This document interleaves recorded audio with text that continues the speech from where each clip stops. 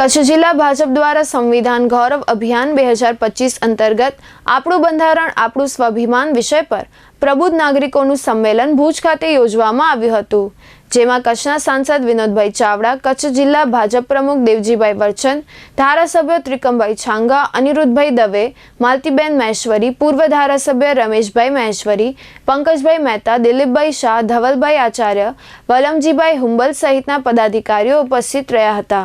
આ પ્રસંગે ઉપસ્થિત વક્તાઓએ બંધારણના સ્વીકાર નિર્માણમાં ડોક્ટર બાબા સાહેબ આંબેડકર સાથે ગુજરાતીઓએ પણ યોગદાન આપ્યું છે। ભાજપે સંવિધાનને સર્વોચ્ચ માન્યું છે।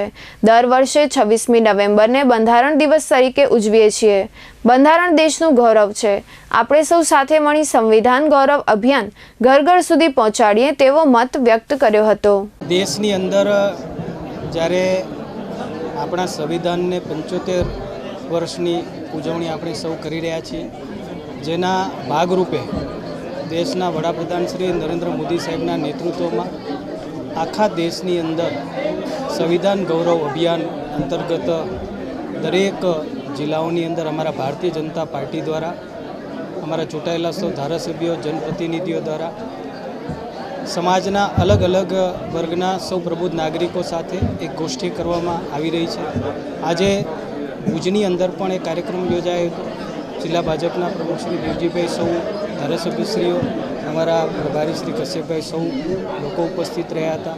ધારાસભ્ય શ્રી માલતીબેન, આદરણીય શ્રી ત્રિકમભાઈ, અનિરુદ્ધભાઈ અને મોટી સંખ્યામાં સૌ નાગરિકો ઉપસ્થિત રહ્યા હતા। અને સાચા અર્થમાં સંવિધાન જે પ્રકારે આપણા મૂળભૂત હકો, આપણા અધિકારો આપણને મળ્યા છે, અને જે સંવિધાનની ઉજવણી નીચે લોકો સુધી પહોંચે, લોકો પણ એમની અંદર મોટા પ્રમાણમાં જોડાય, કારણ કે 75 વર્ષ જ્યારે સંવિધાનને થયા છે અને ઉજવણી આપણે સૌ કરી રહ્યા છીએ, જેના ભાગરૂપે આજે અમારા ભારતીય જનતા પાર્ટી દ્વારા પણ ભુજની અંદર પણ એક કાર્યક્રમ યોજવામાં આવ્યો હતો।